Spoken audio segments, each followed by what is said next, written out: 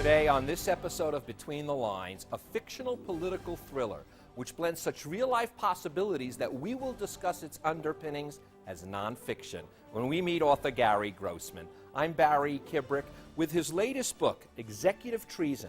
Gary Grossman, a former journalist, documentary filmmaker, and Emmy Award-winning television producer, delivers a page-turning mystery, one that is so filled with potentially genuine situations that it begs for serious discussion about what's going on in our world today. I'm a writer today because I was a reader when I was 11 years old, and it was... You do not need to prove your state of happiness to anybody. Most of these speeches were as much as a month in preparation. Characters, the heroes in this book, are seekers of truth in a story that involves a lot of corruption. You don't get a chance to really talk about what's real, and it's the first thing for me.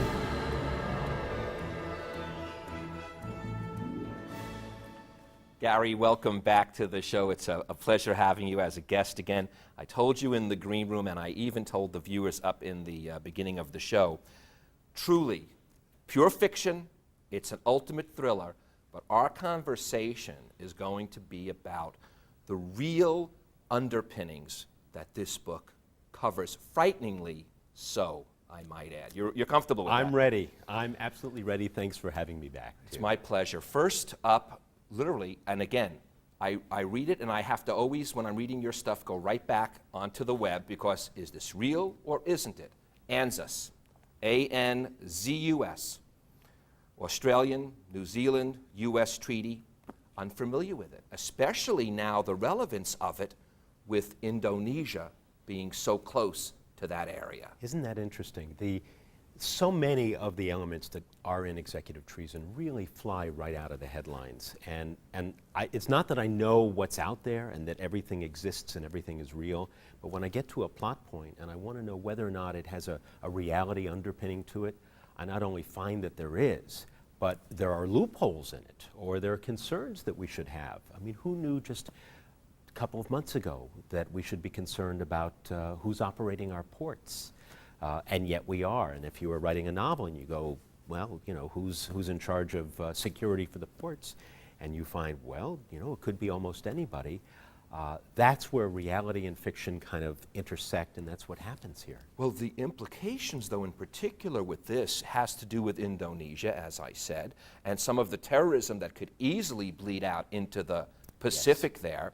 And there's, again, just like you did with secession, we'll talk about that, loopholes even in the contract or the treaty, whatever you want to call it, of this ANZUS. Tell us what this actually is and where the problems actually lie. Well, Indonesia is the largest Muslim country in the world. It's also the most spread out country in the world, comprised of thousands of islands. Now, how do you deal with governing those islands? I don't know. It's partially Christian, partially, or to a great extent, Indonesian Muslim.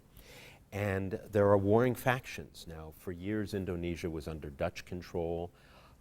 Basically, everybody messed it up. Ultimately, Indonesia, now self-ruled, has its own virtual civil war.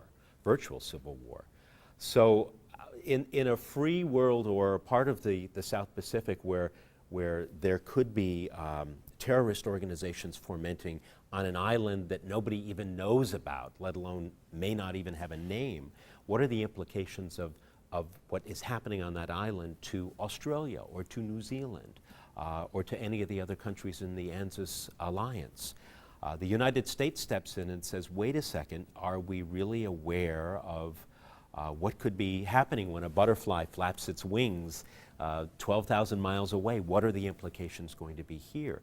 We have to be concerned about those kinds of implications these days. Well, now, obviously, in this book, like you did in Executive Actions where you appeared before, you take sometimes what we think of as the far-flung potential of reality, and you bring it into a scary scenario. And let's talk about this in a second. What I'm going to do after this, I'm going to let you give the little blurb, just so people know what this is about, but I still say there's so much reality here, we can talk about it. The sleeper cells, maybe that'll be your segue, because like in Executive Actions, sleeper cells are very involved, And in this case, I think maybe even more realistically than even in executive actions, because we have to make a pretty big leap of faith when it came to a president being part of a sleeper cell.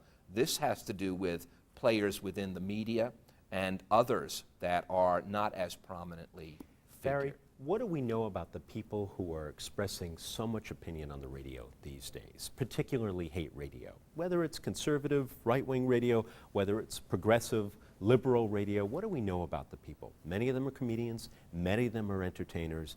Many of them, if they couldn't make a living in conservative talk, but they could in progressive or liberal talk, they do it because it's about entertainment. I kind of raise that question, and I have a character, Elliot Strong, who broadcasts from the geographic center of the United States, Lebanon, Kansas. If you draw crosshairs to one corner to the other of the 48 contiguous states, you end up in a real place, Lebanon, Kansas. Population's about 300. And I have Elliot Strong, who broadcasts with a program called Strong Nation. He is a conservative talk show host going after a conservative Republican president. Prior to that, though, and you do this thing with O'Connell from the Times? Yes, from the Times. He even makes these words that, could it be too American for a New York Times reporter? And I want to get into the media because so much prior to some of the conservative chat was so much of the other liberal bias. Right. We are so given biased information where at one time, whether it was true or not, we believed we were given just the facts. Now that's almost Now it's never. not true. A couple of things have changed in the last few years, literally 20 years. The fairness doctrine no longer exists. What's the fairness doctrine? It provided until 1986, 1987 the opportunity for people to come on with opposing points of view to have airtime on television programs and radio programs. If I were to make an outrageous statement about somebody in the community or somebody nationally, someone with an opposing point of view would have access to airtime, not equal time, but access to airtime. Opinion needed to be balanced. Opinion could be one-sided. And where are we today? Roughly 40,000 hours of programming a week is devoted to conservative talk on a local and national basis. 40,100 hours a week. On a liberal basis, it's about 3,000 hours a week. 40,000 to 3,000. It's good business for conservative talk. But Gary, you know, and as I said, you bring it in here with the New York Times. The New York Times, much of the old media, many of the networks, you mentioned the difference between CNN and Fox, so many of them which do not total up those 3,000 hours, they have a definite liberal bias that cannot be denied. You joke about it even in the book when the reporter says, boy, I sound like I'm so American for a New York Times writer, which, by the way, is in itself very criminal. That so much of the major mass media is as biased as those talk radio stations, but just, in a sense, there almost seems more balanced now than there was at one time. Good point. Years ago, the media, often accused of being liberal media, but the media would say, for example, when it came to Newt Gingrich, conservative firebrand Newt Gingrich today said. Well, Newt Gingrich was Speaker of the House. Probably CBS and NBC and the other networks could have just said, Speaker of the House, Newt Gingrich today declared that. But they would suggest that label him, he's conservative, a firebrand, well, you know, he's just, you don't know what he basically is going to say from one minute to the next. And that kind of bias did find its way into television and radio and newspaper reporting a lot.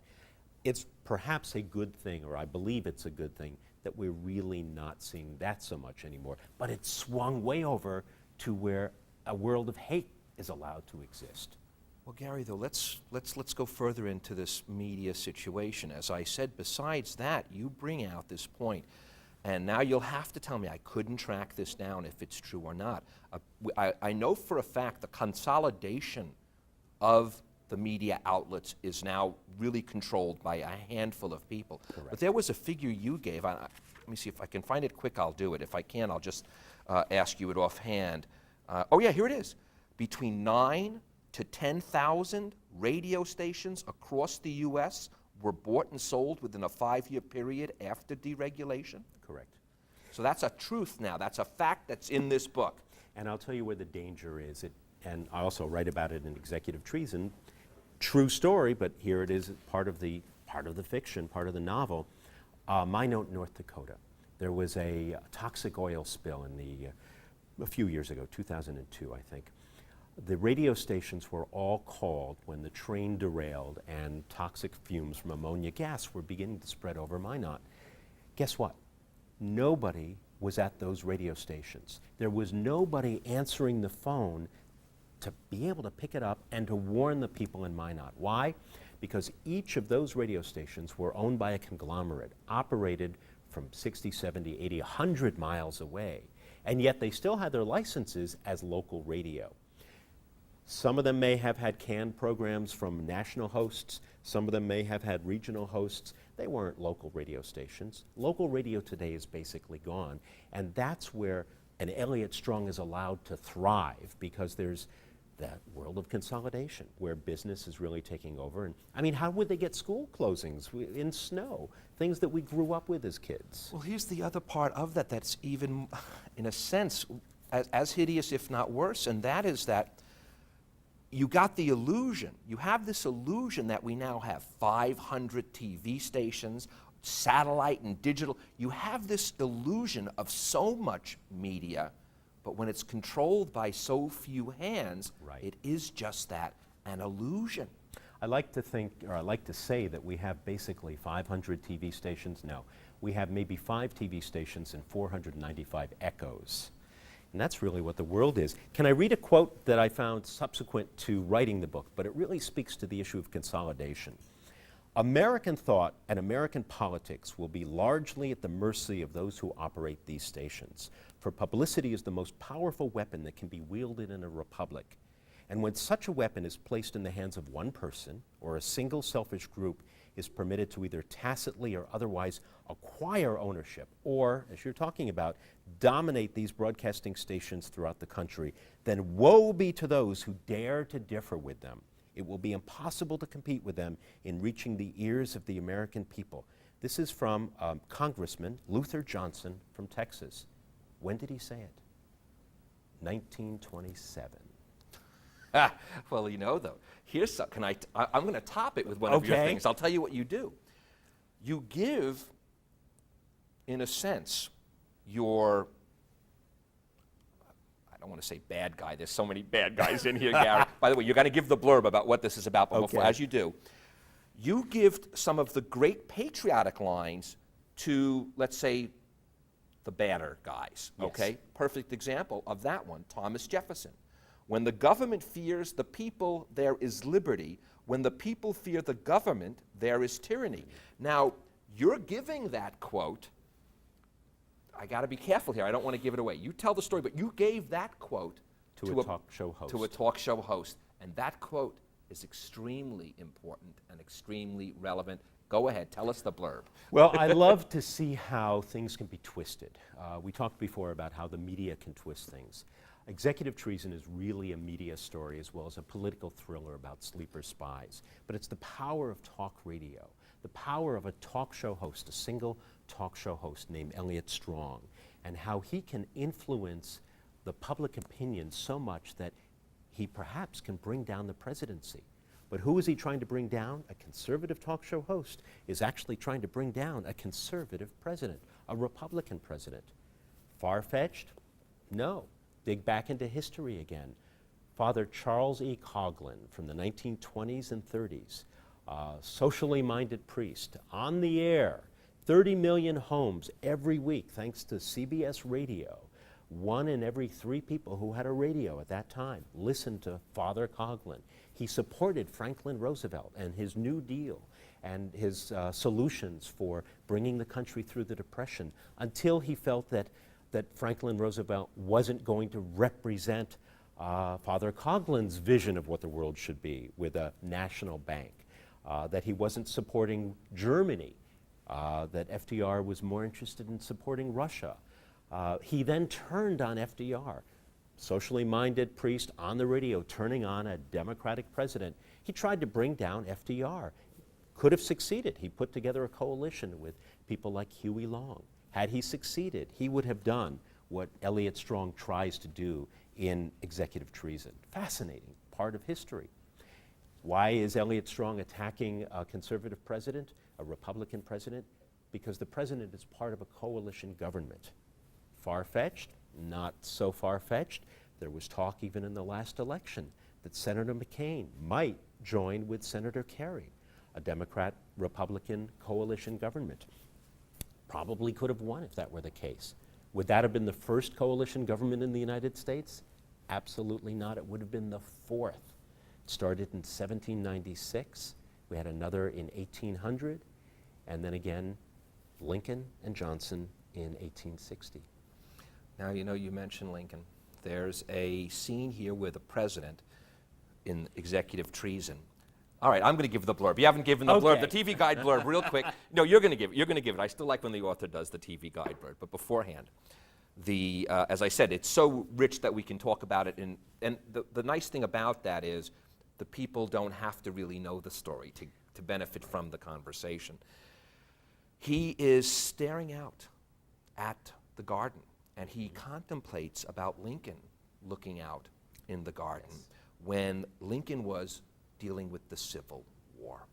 And you create this tension as if it was almost a civil war going on in this country. Now, this is a common term used by many of those talk show hosts, that there is a civil war going on within America.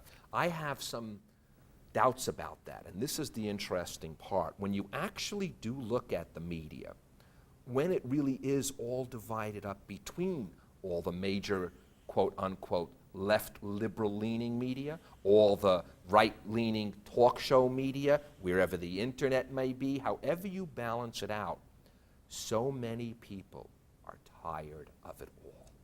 And when you look at the ratings on all of the media, as much as people are absorbed by it, they're not really sitting on either side of that dial. Until another colorful character comes along and galvanizes everybody's interest. Then at that moment, whether it's a talk show host or a charismatic president or somebody running for the presidency, that's when it'll happen again. But there's a very big difference. In fact, you use a term in here that normally is used for the presidency, the bully pulpit. Yes. The bully pulpit is the classic term used by the presidency. And that's the bully pulpit, right? Because he has the ability to stand up and speak for the nation. You're turning that notion around and you're giving that bully pulpit to the talk show host. And the talk show hosts, whether it's Michael Savage or whether it's Rush Limbaugh on the right, Sean Hannity, Bill O'Reilly on the left, gosh, they're not certainly as strong as the ones on the right, but Al Franken, Randy Rhoads. What do? They need to use their voice. They need to use arguments, more simplistic arguments than complicated arguments, to get people interested, to get people to follow them. The fact is, though, that conservatives are so much stronger at it than liberals. The problem with conservative talk is that it's basically single-minded, one thought, constantly hammering that. Liberal thought, it's like trying to herd cats. Everyone has a different opinion, has a different solution. It's one of the reasons why conservative talk does so much better. And what these hosts do the best is what good propagandists do, or bad propagandists. They put a lie out there. And Mark Twain, better than anybody else, said that a lie can travel halfway around the world while the truth is still putting its shoes on. Well, it's the lie that makes almost all of evil really raise its head. What are they usually so bad about is they're telling lies about. So in a sense, you've got, fascists, religious fascists who are telling lies about free societies. You have, and it goes all the way back to Hitler telling lies about everyone from socialists to Jews. Right. It's lies that are told, and those are what, I guess, ferments and then bubbles up and can cause so much destruction. And that's what Elliot Strong does, and that's where his power base to try to bring down Morgan Taylor really comes from. It's not from truth, it's from lies. The question is, why is he doing it? And where are we now with the old Soviet sleeper spies that were left over from the Cold War? What happened in executive treason carries over from executive actions. I really speculate what happened. Who are running these spies now? And do we really know enough about the people who are even giving us the news or the information? I don't want to give too much away, but do we really know whether or not we can trust media these days? Are there reliable sources like there used to be? We used to consider we had reliable sources. We had the commentators. We had the newscasters. Certainly from the print side, but as far back as John Cameron Swayze. Who are the reliable sources now? Walter Cronkite's not broadcasting the news. He was a reliable source. When President Johnson lost Cronkite, he felt he lost the nation. Who are the reliable sources today? We have a lot of unreliable sources, and it's the unreliable sources who wield that kind of bully pulpit power. Well, besides unreliable sources, you lay out another thing that we have to deal with, and I couldn't help, you don't really dwell on this, but it played on my mind, and I want to bring it out with you. Almost all of the funding, it seems, to support terrorism, you mention it in this book, is drug money. It is the very easy money that is already never accounted for, so it is really very hard to follow the money because it's always underground, it's always cash, it's always whatnot. And I couldn't help but thinking that this war on drugs, in a very weird way, is funding the terrorists in a very bizarre way. Absolutely right. It is that unregulated underworld that in our own country is helping promote terrorism. And the connections that we could draw, and I do in Executive Treason, between things that are happening today, all the way back to Black September, all the way back even to the assassination of Robert Kennedy. It's amazing. If you dig far enough, of course conspiracy theorists love to do this, you can create any kind of logic for anything. What I love to do in digging back is to see whether or not there are any threads that can suggest the real danger that we're in and how long things have gone on. We have no patience as a society. We'll make a song a hit for 2 or 3 weeks and then it's gone, or if a movie doesn't break well or a book doesn't break well on its first week or so, it could be gone. The rest of the world has so much more patience than we do. Well, Gary, before we go, and again, we didn't even need a blurb really, because the book is about what we are talking about. It really is. I want to give the website, and I understand you are good at answering mail and things like that. Every single email. All right, let me give your website out. It's www.executivetreason.com. It's as simple as the title of this book, and they'll be able to do it. Before we go, a few more points, though. The Constitution and secession.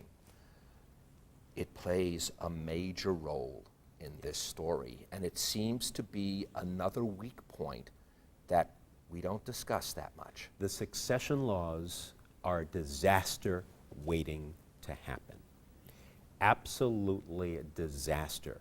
I can outline, you can read in Executive Treason, you can go online and just find out how many problems there are, how many opportunities there are for constitutional crisis, opportunities to bump people out of the line of succession from president to vice president to secretary of state on down, to be able to change the administration from a Republican administration overnight to a Democratic administration or vice versa, to have a government that doesn't reflect the will of the people the next day because of the mess that the succession laws are. That is something that has to be changed. It's not being changed yet. There's discussion about it. In fact, in Executive Treason, I have a wonderful woman lawyer character, Katie Kessler, who even comes up with her own solution.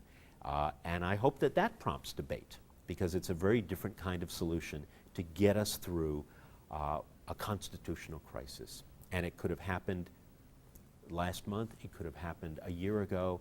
It probably will happen in some future time. And as an author, as a novelist, I have to think the unthinkable. Congress needs to think the unthinkable. The president needs to think the unthinkable. We have to think what could happen with the presidency itself. That's what makes this such a thriller. It's everyone thinking the unthinkable.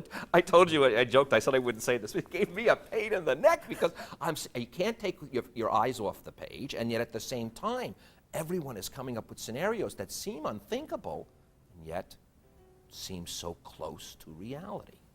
It's all drawn from reality. You don't have to go any further than today's headlines or think about what tomorrow's headlines might be. Gary, I put this note down here. I say, you shine the light on the dark possibilities so that we can see clearly what we really have. Thank you, buddy. Thank you. So very much. Oh, it's my pleasure. Thank you, and thank you for joining us. Now, before Gary leaves, I would like to leave you with these words from Executive Treason. Something happened a few years back. Reason got supplanted by hatred. The calming voice has been replaced by stinging criticism. It's ruining our country. We are a nation divided by anger and driven by rhetoric. I'm Barry Kibrick. I'm hoping our nation is not divided. Look closely between the lines of stinging criticism and hatred. You'll find where the calming voice of reason resides. Thank you, Gary. Thank you. If you'd like a tape of our show or would like to become a member of our book club and receive our weekly email show updates, just write us at barrykibrick@aol.com.